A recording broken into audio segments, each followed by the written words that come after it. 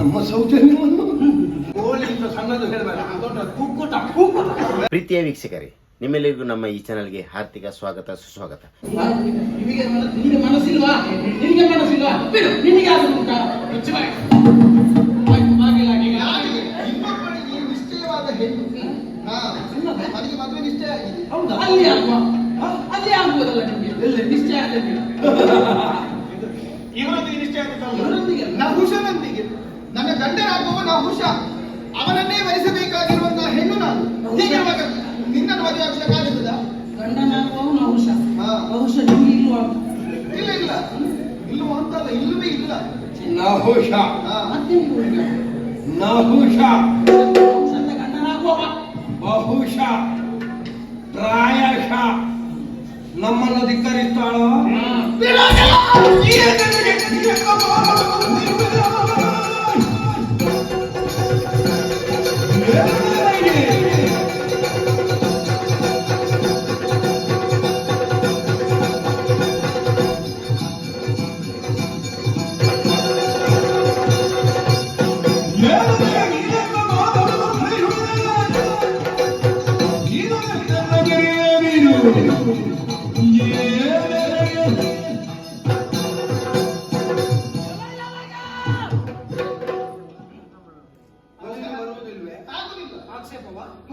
ಒಲಿದು ಬರುವುದಿಲ್ವೇ?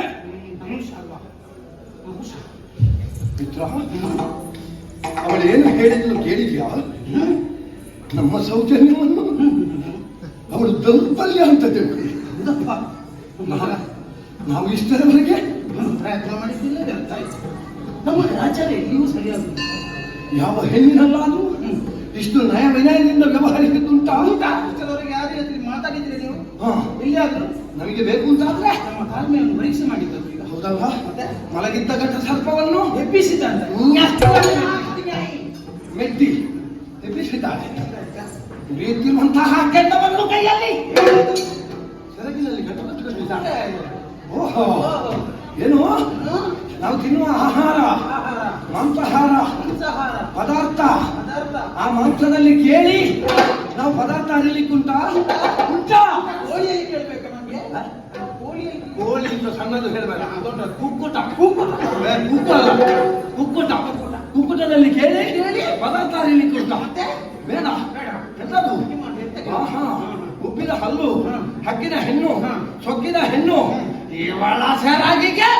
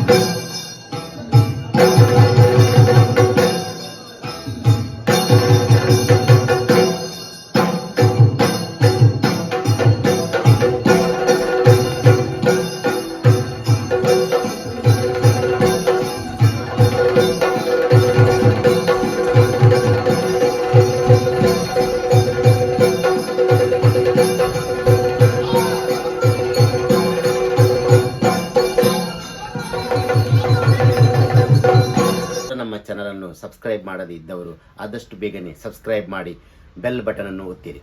ಇತರರಿಗೂ ಈ ವಿಡಿಯೋವನ್ನು ಶೇರ್ ಮಾಡಿ. ಧನ್ಯವಾದಗಳು.